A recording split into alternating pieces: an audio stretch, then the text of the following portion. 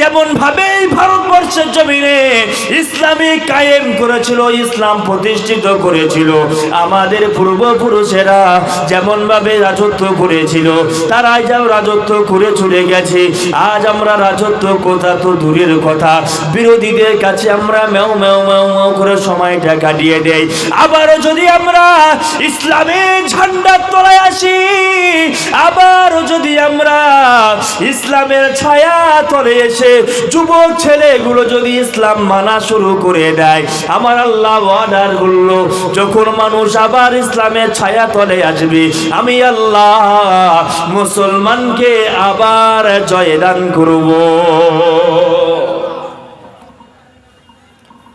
ইসলামের ছায়া তলে আসলে আমার আল্লাহ জয় দেবেন। যখনই মানুষ আল্লাহ থেকে মুখ ফিরিয়ে নেবে, যখন মানুষ ইসলাম থেকে মুখ সরিয়ে নেবে, আমার আল্লাহ অত্যাচারী জালিম শাসক দিয়ে ওই মুসলমানদেরকে টাইট করবে। আজকের আমরা ভারতবর্ষের জমিনের মুসলমানরা লটারির টিকিট কাটায় ফার্স্ট। কথা বলেন না কেন? মুসলমান ঘরের সন্তান মদ খাওয়ায় ফার্স্ট, মুসলমান ঘরের সন্তান লটারি কাটায় ফার্স্ট, মুসলমান ঘরের সন্তান পরকীয়াই করা ফার্স্ট, মুসলমান ঘরের সন্তান জচ্চর চিটিংবাজি ফেরেববাজি করতে ফার্স্ট। যখনই আমরা জচ্চর হলাম, যখনই আমরা চিটিংবাজ হলাম, যখনই আমরা বদমাইশের খাতায় নাম লিখে দিলাম, আমার আল্লাহ আমাদের জন্য অত্যাচারী একটা নেতা ঠিক করে দিয়েছে টাইট করার জন্য। কথা কি বড্ড ভুল বলছি আমি? জোরে বলেন।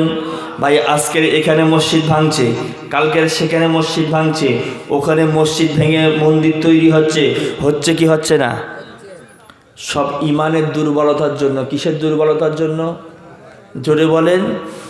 যদি ইমান আমি মজবুত করতে পারি, তাহলে বিরোধী শক্তি আমার কাছে পারবে? জোরে বলেন, পারবে না। যদি ইমানটার আমি মজবুত করতে পারি, আমার আল্লাহ আমার জয় আবারও দেবে। একটু জুড়ে বলুন সুবহানাল্লাহ, আর একটু মহাব্বত করে বলুন সুবহানাল্লাহ। কোন একদিন এ দেশের আকাশে কালেমার পতাকা উড়বে, মানুষেদিন খোদাই বিধান মেনে দুঃখ বেদনা গুজবে। কোন একদিন এ দেশের আকাশে কালেমার পতাকা উড়বে, মানুষেদিন খোদাই বিধান মেনে দুঃখ বেদনা গুজবে, মানুষেদিন খোদাই বিধান মেনে জান্নাতের পথ যে ধরবে। আবারও ইমাম মেহেদী আসার সুবাদে এই দেশেতে ইসলামের ঝান্ডা উত্তোলন হবে। কথা ঠিক না? মানুষ মুসলমান মার খাবে, মার খেতে খেতে একটা পর্যায়ে আমার আল্লাহ মুসলমানকে আবারও জয়দান করবে। একটু জোরে বলুন সুবহানাল্লাহ। আমার আব্বাজান ভাইরা, তাহলে আমি আপনাকে বলি মুসলমান আমাকে কেমন হওয়া লাগবে। একটা উদাহরণ দেই, একটা রাসূলুল্লাহর ইসলাম প্রচার করার মাধ্যমে, ও যুবক সমাজ আমি আপনাকে বলি, রাসূলুল্লাহর ইসলাম প্রচার মাধ্যমে কিছু সাহাবী মুসলমান হলো। কি হলো? কিছু সাহাবী মুসলমানের খাতায় নাম লেখালো। এখন ঘুরতে ঘুরতে ঘুরতে ঘুরতে একটা সাইটে চলে গেল, একটা সাইটে চলে গেল। সেখানকার বাদশাহ কি করলো? ছিল অন্য ধর্ম অবলম্বী। ওই বাদশাহ এই মুসলমান সাহাবাকে অ্যাটাক করে জেলখানায় বন্দি করে। জেলখানায় বন্দি করে সুন্দর একটা রূপসী নারী ওই সাহাবীর সম্মুখে দেওয়া হলো, আর বলা হলো যে ওই ব্যক্তিটার সঙ্গে রাসূলুল্লাহ মুহাম্মাদের ওই সঙ্গীর সঙ্গে তুই জেনায় লিপ্তি হ। আমার আব্বাজান ভাইরা, এসব কথা বলতে গেলে বড্ড কলিজায় লাগে। আজ আমরা মুসলমান দাবিদার, আজ আমরা আমার যুবক ভাইগুলো মহিলাদের পেছন পেছনে ঘোরে, মহিলাদের পেছন পেছন ঘুরে, স্কুল ছুটি হলে হয় বাইক নিয়ে সোনা পাখি তোলার জন্য ব্যস্ত। আমার আব্বাজান ভাইরা, বিশ্বনবী মুহাম্মদুর রাসূলুল্লাহ সাল্লাল্লাহু আলাইহি ওয়াসাল্লাম আল্লাহ নবীর ওই সাহাবা, নবীজির ওই সাহাবাকে নিয়ে জেলখানায় মধ্যে বন্দী করা হলো। গ্রামগঞ্জে আওয়াজ দিয়ে দেওয়া হলো, সুন্দর একটা রমণী নারী, যার সুন্দর চেহারা, যার দেখতেও ভালো, শরীরের পরিকাঠামো ভালো, এমন একটা নারীকে আওয়াজও দিয়ে দেওয়া হলো। সুন্দর একটা নারী চলে আসলো বাদশাহ দরবারে। বাদশাহ ওকে আদেশ দিল, ওই যে জেলখানায় চলে যাবে, জেলখানার মধ্যে যাওয়ার পর ওখানে একটা যুবক ছেলেকে দেখতে পাবে। ওই যুবক ছেলেটার সঙ্গে তুমি যদি তোমার জেনার কাজে লিপ্ত হতে পারো, মুহাম্মাদের সঙ্গে যদি লিপ্ত হতে পারো, মুহাম্মাদের সাহাবার সঙ্গে যদি তুমি জেনায় লিপ্ত হতে পারো, আমি বাদশাহ তোমাকে পুরস্কার দিয়ে দেব। মহিলাটা মনে মনে আনন্দ করলো, আমার যৌবন এত সুন্দর, আমার দেখতে এত সুন্দর, আমার শরীরের কাঠামোটা এত সুন্দর, আমি ওই মুসলমানকে কাবু করে ফেলবো, ওই মুসলমানকে আমি আমার দিকে আকৃষ্ট করে নেব। মুসলমানকে আকৃষ্ট করার পর বাদশার কাছ থেকে বড় পুরস্কার আমি জিতে নেব। ও আব্বা জানেরা, যুবকেরা, ও আমার আম্মা জানেরা, ভাইয়েরা, আল্লাহ নবী সাহাবী ওই ঘরের মধ্যে পড়ে রয়। ওই যুবতী নারীটা ওখানে গিয়ে একটা একটা করে সমস্ত শরীরের পোশাকগুলো খুলে ফেললো। নবীজির সম্মুখে উলঙ্গিনী হয়ে গেল, ওই নবী সাহাবীর সম্মুখে উলঙ্গিনী হয়ে গেল। সমস্ত কাপড়গুলো খোলার পর ওই যুবককে বলে, রে যুবক, একটা বারের জন্য দেখ, আমার লোভনীয় শরীরের দিকে একবার দেখ। ওই যুবকটা মাথা নিচু করে আল্লাহ আল্লাহ আল্লাহ আল্লাহ নামের জিকিরটা করতে থাকি। একবার জোরে বলুন না সুবহানাল্লাহ। যুবক ছেলেটা সুন্দরী, এলাকার টপ র্যাঙ্কের সুন্দরী যে নারীটা, ওকে নিয়ে জেলখানায় দিল মুসলমানকে ওর সঙ্গে জেনায় লিপ্ত করি, ওর ইমানটারে হালকা করার জন্য, ইমানটা হালকা করার জন্য। ওই মহিলা নিজের কাপড়গুলো খুলে যুবকের সম্মুখে গিয়ে বলে, আমার সঙ্গে পরকীয়ায় লিপ্ত হ। যুবক ছেলে পরকীয়া লিপ্ত হওয়া দূরের কথা, অটোমেটিক মুখ দিয়ে আল্লাহর নাম স্মরণ হচ্ছে। জোরে বলুন সুবহানাল্লাহ, আরো জোরে বলুন সুবহানাল্লাহ। একদিন পার হয়ে গেল, মহিলা বাদশার সামনে গেল, বাদশাহ আপনি আমাকে বললেন জেনা করতে এমন একটা ছেলের সঙ্গে, ও কি আবাশারুন আও হাজারুন, আবাশারুন আও হাজারুন, ও মানুষ নাকি পাথর? জোরে বলুন সুবহানাল্লাহ, আরে জোরে বলুন না সুবহানাল্লাহ। ওই মহিলাটা বলল, বাদশাহ তুমি যার সঙ্গে পরকীয়া লিপ্ত হওয়ার জন্য, জেনায় লিপ্ত হওয়ার জন্য আমার মতো একটা সুন্দরী মহিলাকে পাঠালে, ও তো আমার সঙ্গে খারাপ কাজ করা দূরের কথা, একটাবার আমার দিকে চোখ তুলে তাকালো না। জোরে বলুন সুবহানাল্লাহ। বলল আবাশারুন আও হাজারুন, সে কি মানুষ নাকি পাথর?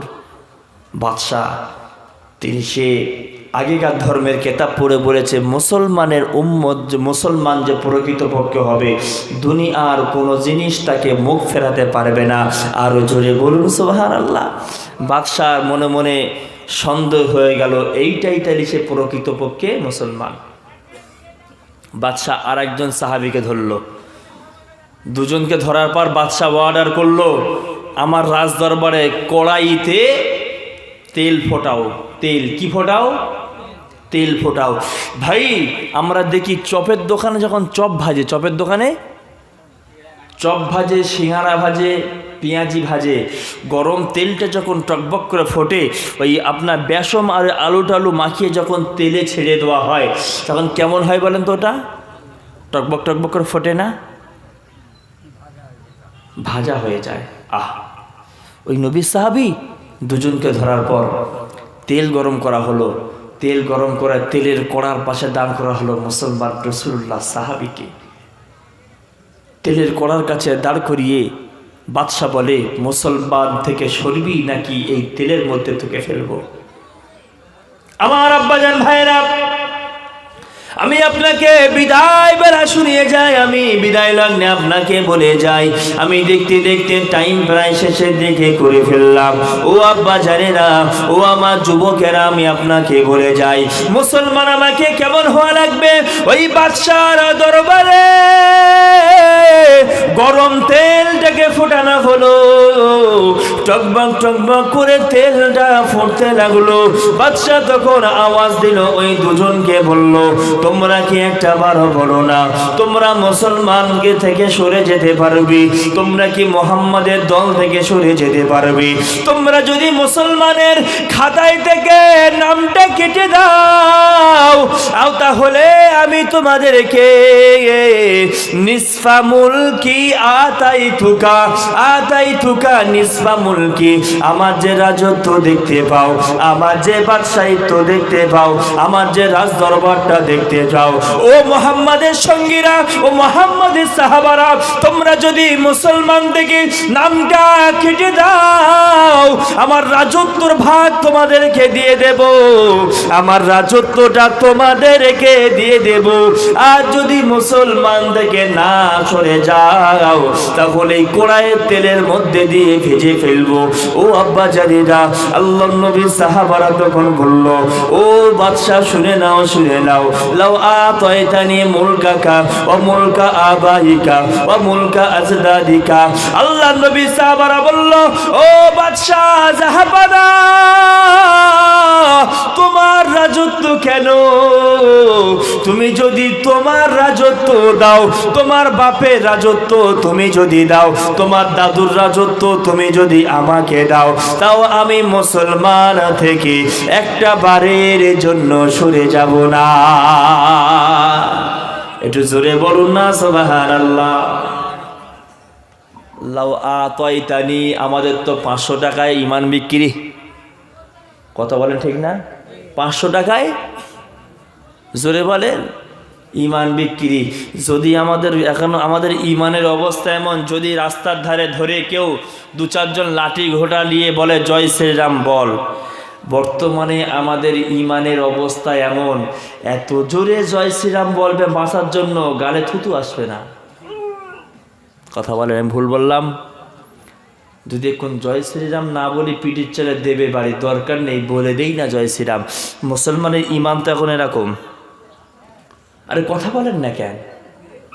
কিন্তু সেই সাহাবী গরম তেলের কড়াই, বড় তেলের কড়াই, রাজদরবারে হাজার হাজার মানুষ দাঁড়িয়ে, মুসলমান 2 জন ধরা গেছে, ওদেরকে নিয়ে তেল টকবক করে ফুটছে, কড়াইয়ের পাশে দাঁড় করিয়ে বলছে, যদি তুমি মুসলমান থেকে সরতে পারো আমার রাজত্বর মালিক তোমাকে বানাবো, আর যদি মুসলমান থেকে না সরাও তাহলে এই তেলে টকবক করে ফুটছে এই তেলে তোমাদেরকে দিয়ে দেব। আমার আব্বাজান ভাইরা, যখন সাহাবা এমন কথা বলল, তোমার রাজত্ব কেন, তোমার বাপের রাজত্ব, তোমার দাদুর রাজত্ব দিলে ইসলাম থেকে সরাতে পারবে না, বাদশার মটকা গেল গরম হয়ে। আমার আব্বাজান ভাইরা, বিশ্বনবী সাহাবীর এই কথা শোনার পর বাদশা প্রচন্ড রাগান্বিত হলো, বাদশা প্রচন্ড রাগান্বিত হয়ে গেল। বাদশা সঙ্গে সাথীদেরকে অর্ডার করলো, ও আমার সঙ্গে সাথীরা, কে কোথায় তোমরা আছো না? তোমরা এখনো কেন তৈরি করো, এখনো কেন সহ্য করে দাঁড়িয়ে রয়েছ? আমি বাদশা বলে দিলাম ওই মুসলমানকে ধরো, ধরে ওকে ওই তেলের মধ্যে ছেড়ে দাও। ও আমার আব্বা জানেরা, ও আমার যুবকেরা, আমি আপনাদেরকে বলে যাই, মুসলমান হওয়ার জন্য, মুসলমান বানানোর জন্য কোন বেধর্মের কাছে মাথাটা নত করলো না। কোন মুসলমান হওয়ার জন্য কোন রাজা বাদশার দরবারে মাথা নত করলো না। বাদশাহ যখন অর্ডার দিল, ওই রাসূলুল্লাহ সঙ্গী সাথীদেরকে নিয়ে, রাসূলুল্লাহ সাহাবীদেরকে নিয়ে তেল টকবক টকবক করে ফুটে ওই তেলের মধ্যে হাফ দিয়ে দেওয়া হলো। মাথাটা ধরে রেখে পায়ের দিকটা তেলের মধ্যে ডুবিয়ে দিল। পাটা সঙ্গে সঙ্গে পুড়ে ছারখার হয়ে গেল।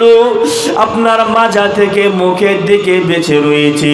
আল্লাহ নবী সাহাবীকে আবার জিজ্ঞাসা করি, বল বল মুসলমান থেকে সরতে পারবি কি? বল, তুই কি বেদিন হয়ে যেতে পারবি?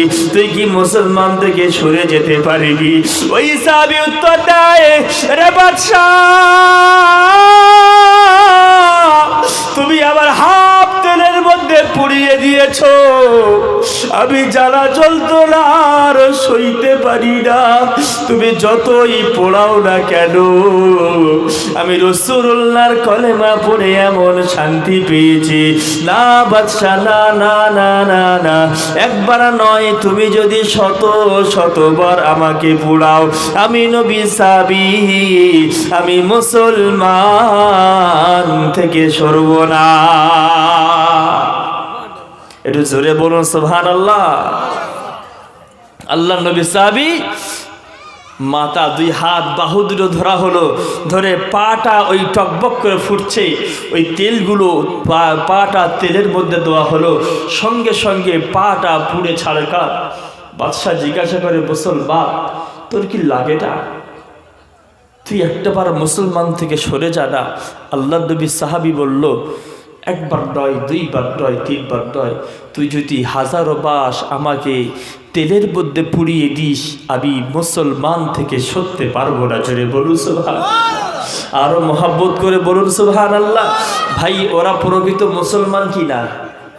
একটু কথা বলেন, মুসলমান কিনা? আমার আব্বাজান ভাইরা, সংবাদ পৌঁছে গেল দয়ার নবীর দরবারে। ইয়া রাসূলুল্লাহ, ইয়া হাবিবাল্লাহ, হুজুর গো, আপনার একজন সাহাবী, ওই সাহাবী মুসলমান হওয়ার জন্য ওই বাদশা এভাবে তাকে কষ্ট দিয়েছে। আল্লাহ নবীর শোনার পর মনটা বড়ই খারাপ হয়ে যায়। আল্লাহ নবী শোনার পর মনটা ভেঙে যায়। রব্বুল আলামিন, আমার সাহাবীকে এইভাবে কষ্ট দেওয়া হয়েছে, আমি রাসূলুল্লাহ, আমার বুকটা ফেটে যায়। আল্লাহ নবী সাহাবীর জন্য দোয়া করে বললেন, আমার ওই সাহাবী দুনিয়ার জমিনে মুসলমান কষ্ট করেছিল, আমি রাসূলুল্লাহ বলে দিলাম, আমার ওই সাহাবীটা আল্লাহর দয়ার জান্নাতে ঘোরাঘুরি করে। আরো জোরে বলুন না সুবহানাল্লাহ।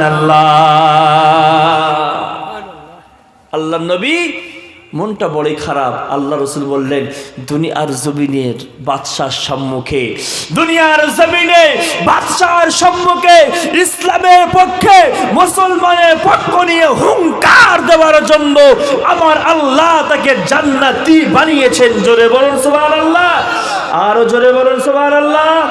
এই ভাই মুসলমানের ছেলেরা, উত্তর আপনাদেরকে দিতে হবে, ওরা প্রকৃত মুসলমান না আমরা প্রকৃত মুসলমান? জোরে বলেন, জোরে বলেন। আল্লাহর রসুলের দাম, রক্তর দাম তারা দিয়েছেন, আমরা দিচ্ছি? জোরে বলেন। মনে করেন আপনার এই গ্রামে একটা জমিদার ব্যক্তি আছে, তার আন্ডারে 100 বিঘা জমি। কত বিঘা জমি? 100 বিঘা জমি। একদিন বিকালবেলা নাতি পুতিদেরকে নিয়ে গল্প করছে, বলছে, এই জমিটা 100 বিঘা জমি করতে গিয়ে আমার অনেক কষ্ট হয়েছে, খবরদার তোরা যেন আমি মরে যাওয়ার পর এই জমিটা বেকার নষ্ট করে দিস না। ঠিক দাদু মরে যাওয়ার পর এই জমিগুলো বিক্রি করে আর খায়। গ্রামে একটা নাম ছিল জমিদার। তো যখন দাদু চলে যাচ্ছে, নাতিপুতিরা যদি সেই জমিটা বিক্রি করে করে খায়, তাহলে দাদুর নামটা কি নাতিরা রাখলো না শেষ করলো? জোরে বলতে হবে, শেষ করলো। তো রাসূলুল্লাহ বলল, মুসলমান কোনোদিন চিটিংবাজ হতে পারে না, মুসলমান কোনোদিন জোচ্চোর হতে পারে না, মুসলমান কোনোদিন মদের দোকানে গিয়ে ভিড় করতে পারে না, মুসলমান কোনোদিন লটারির দোকানে ভিড় করতে পারে না। তাহলে আমরা যখন সেইগুলো করব, আমি যখন মদের দোকানে গিয়ে ভিড় করব, আমি যখন লটারির দোকানে গিয়ে ভিড় করব, আমি যখন লটারির দোকানে গিয়ে লটারি কাটবো, আমি যখন ফেরতবাজি, চিটিংবাজি, ধোঁকাবাজি, আমি যখন নারীবাজি করব, তখন রাসূলুল্লাহ অপমান হবে না সম্মানিত হবে? জোরে বলেন। আমার আব্বাজান ভাইরা, আপনাকে শেষ করব, সময় আমি শেষ করে ফেললাম, অনেকটা সময় আমি আপনাদের পিছনে ব্যয় করলাম। বিদায় লগ্নে আমি আপনাদেরকে বলে যাই, দুনিয়ার জমিনে যেমন ওই দাদুটা 100 বিঘা সম্পদটা রেখে গিয়েছে, ওই 100 বিঘা সম্পদটা যেমন নাতিরা বিক্রি করে যখন খাওয়া শুরু করলো, দাদুর মান সম্মানটা যেমন নষ্ট হলো, দাদুর মান সম্মানটা যেমন চলে গেল, ঠিক ততই বছর মনে রাখার দরকার, আল্লাহ নবী বলেছে, নবী আমার জানিয়েছেন, ও আমার উম্মত উম্মতিরা, আমি রাসূলুল্লাহ তোমাদের জন্য বললাম, আমার রক্ত ঝরানো ইসলামটা, আমার মাথায় আঘাত পাওয়া ইসলামটা, তাইফের ময়দানে আমি বেহুশ হওয়া ইসলামটা, আমি রাসূলুল্লাহ খোদার জ্বালায় পেটে পাথর বাঁধা ইসলামটা তখনই পূর্ণতা পাবে, তখনই আমি মর্যাদা পাবো, আমি রাসূলুল্লাহ তখন খুশি হব যখন তোমরা আমার ইসলামটারে মান্য করবে, যখন তোমরা আমার ইসলামটারে স্মরণ করবে, আমি রাসূলুল্লাহ তোমাদের আমলে আমি খুশি হয়ে যাব। আজ যদি আমরা আমল না করতে পারি, আজ যদি আমরা আমল না করতে পারি, অবশ্যই করে মনে রাখার দরকার আছে, অবশ্যই করে আপনাকে জানার দরকার আছে, ওই নাতিগুলো যেমন দাদুকে অপমান করলো, আপনি যতই মুসলমান দাবি করেন না কেন, যতই আপনি রাসূলুল্লাহর ভক্তি ভালোবাসা দাবি করেন না কেন, ইসলাম না মানার জন্য রাসূলুল্লাহ আপনার দ্বারাই অপমান হচ্ছে। তাই তো সমাজের বুকে আমাদের এমন অবস্থার জন্য, আমাদের এমন অনীহার জন্য বেদিন কাফেরেরা আমার নবীকে নিয়ে কথা বলছে। কথা কি ভুল বললাম? দাদুর সম্পদ নাতি যেমন বিক্রি করে দাদুকে অপমান করলো, ঠিক রাসূলুল্লাহ শরিয়াত মানতে বলল, আর আমরা সেই শরিয়াতকে অমান্য করে রাসূলুল্লাহকে অপমান করছি কি করছি না? জোরে বলেন। মুসলমান নাম উচ্চারণ করলে ওর সঙ্গে আমার নবী লেগে আছে, ঠিক না? মুসলমান নাম স্মরণ করলে ওর সঙ্গে আমার নবী জড়িত আছে না নেই? মুসলমান যদি চুরি করে তাহলে ওই মুসলমানের সঙ্গে আমার নবী জড়িত আছে না নেই? মুসলমান যদি কারোর মেয়ে নিয়ে পালায় তো অন্য ধর্মের মানুষরা বলবে মুসলমানের জাতটাই এরকম, মুসলমানের জাতটাই এরকম। তাহলে ওর কাজের দ্বারাই আমার রাসূলুল্লাহ অপমান হলো না সম্মানিত হলো? একটু জোরে বলেন, ভালো লাগুক। তাহলে দুনিয়ার জমিনে যদি আমি প্রকৃতপক্ষে মুসলমান দাবি করতে পারবো যতক্ষণ আমি আমার রাসূলুল্লাহকে মানতে পারবো, আমার রাসূলুল্লাহ সুন্নতটাকে আমি যখন আমার জীবনে ধারণ করতে পারবো, রাসূলুল্লাহ রেখে যাওয়া কাজ কামগুলো যখন আমি নিজের জীবনে ধারণ করতে পারবো, তখনই আমি প্রকৃতপক্ষে মুসলমান বলে দাবি করতে পারবো। কথা ঠিক কিনা বলেন? জোরে বলেন।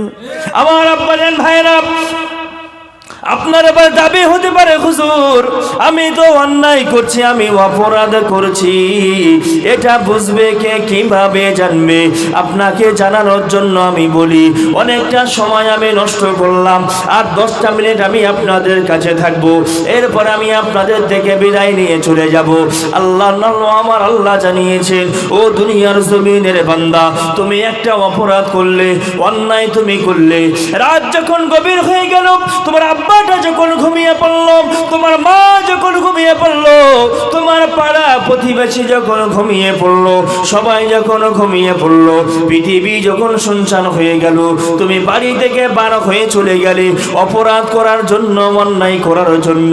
তোমার গ্রাম পরিবেশে কেউ না দেখলেও আমার আল্লাহ আপনার জন্য বলে, ওয়াকুল্লা ইনসানিন আলজামনাহু তাইরাহু ফি উনুকিহি ওয়া নুখরিজু লাহু ইয়াওমাল কিয়ামাতি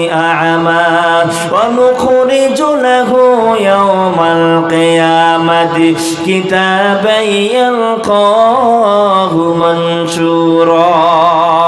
একবার জোরে বলুন আল্লাহু আকবার।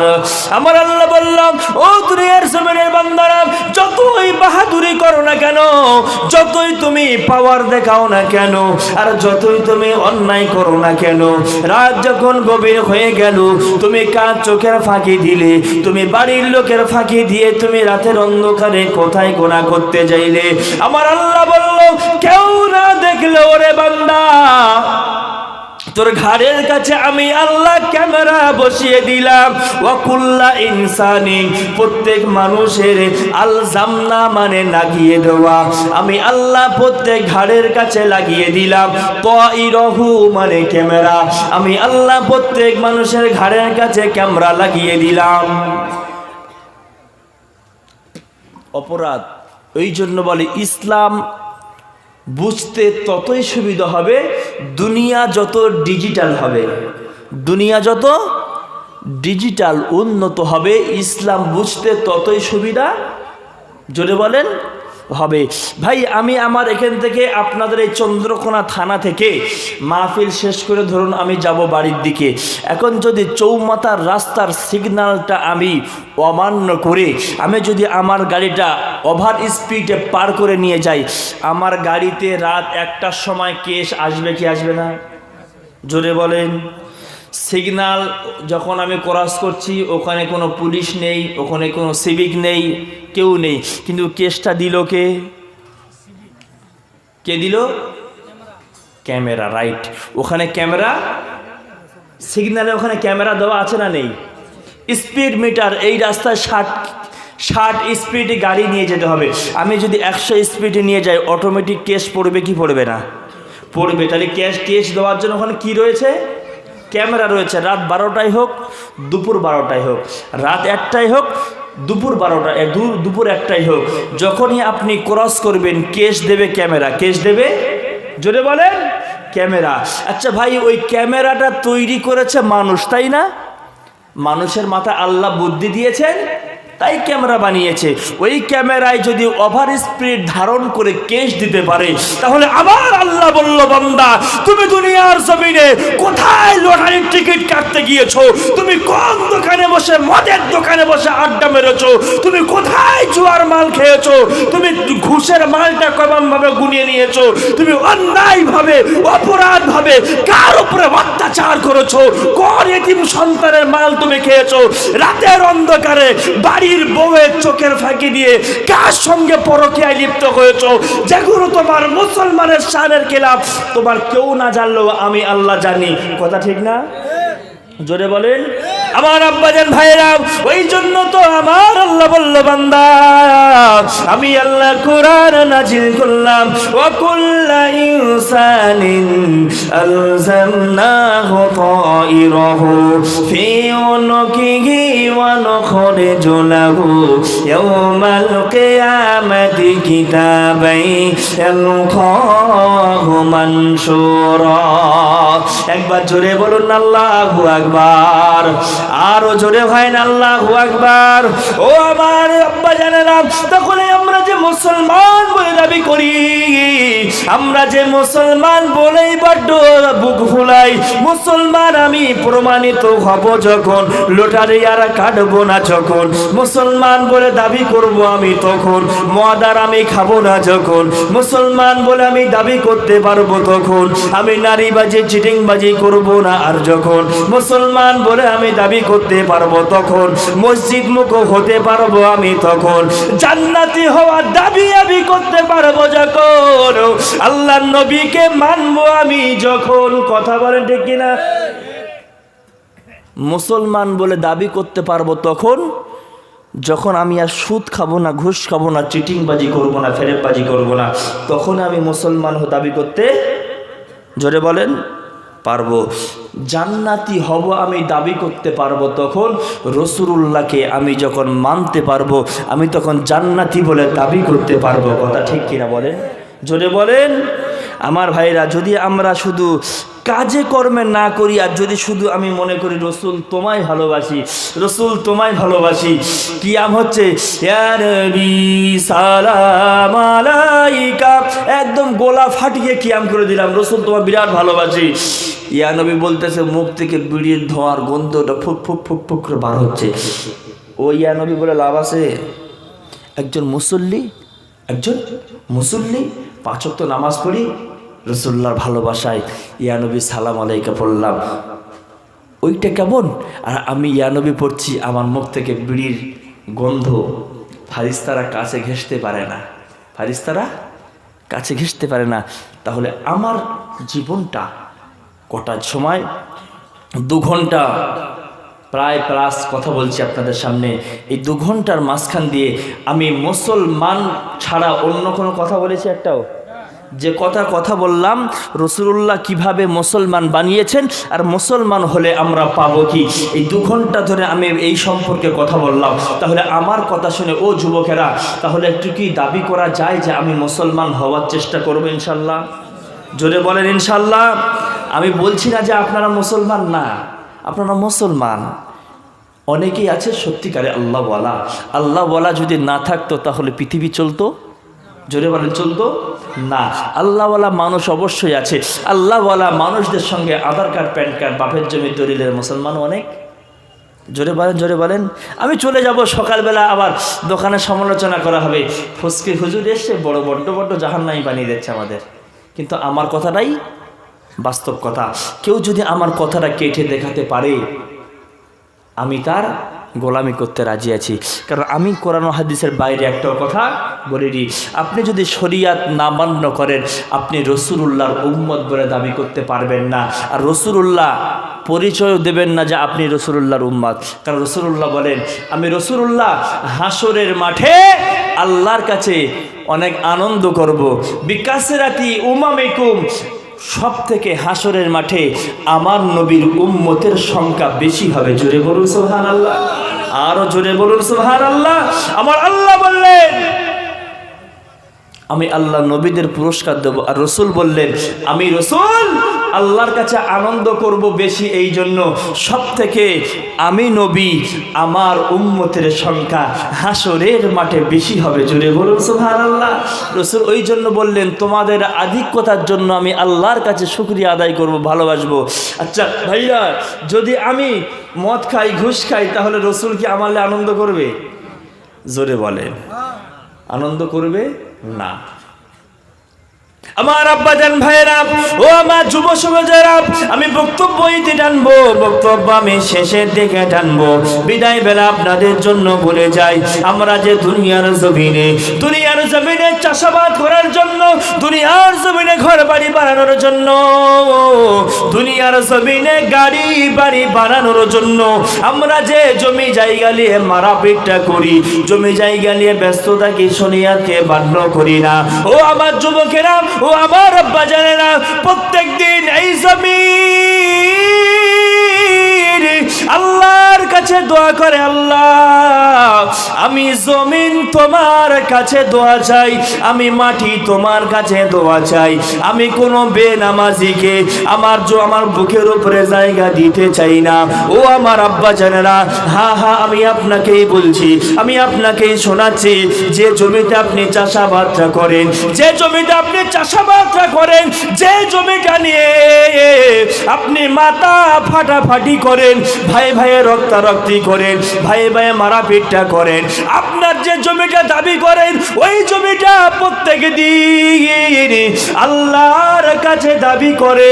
ওয়াল আরদু ইস্তাযিনু লিরাব্বি, আল্লাহর কাছে জমি আল্লাহর কাছে দাবি করে, আল্লাহ আন আস্তাযিল্লি, আমি জমিন আমার কাছে এমন একটা ক্ষমতা দাও, আন আবতালিউ ইবনে আদম ফি বাতনি।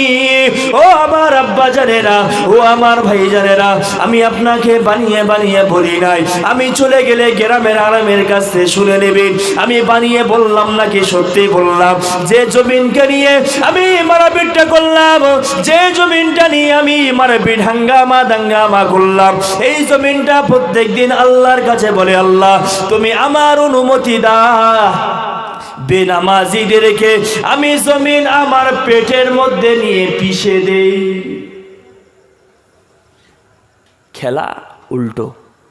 যে জমিনটা আপনার বলে দাবি করেন না, যে জমিনটা আপনার বলে বড্ড বুক ফোলান, ভাই ভাই 1 ইঞ্চি ছাড়াছাড়ি নেই, আল কাটিং তো হবে একদম পুরো সোজা, একদম পুরো এখান থেকে শুরু করবো, এত সুন্দর সোজা হবে, ঠিক ডান্ডিক চলে যাবে আলটা। এই যেটা করে নিচ্ছি, এই জমিনটা আল্লাহর কাছে বলবো ওয়াল আরদু, আরদুর মানে জমিন, কুল্লা ইয়াউমিন মানে হলো প্রত্যেক দিন, ওয়াল আরদু কুল্লা ইয়াউমিন, জমিনটা প্রত্যেক দিন ইস্তাআযানা লিরাব্বি, ইস্তাআযানা লিরাব্বি, আল্লাহর কাছে অনুমতি চায়, আল্লাহ আমাকে এমন একটা ক্ষমতা দাও, আন আবতালিউ ইবনে আদম ফিল বাতনি, দুনিয়ার জমিনে আদম সন্তান, আমরা সব আদম সন্তান তো, জোরে বলেন।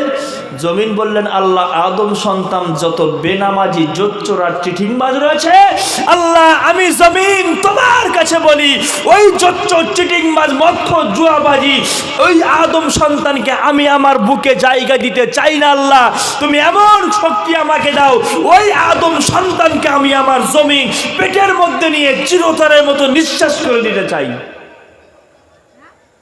কাকে নিয়ে বড়াই দেখান?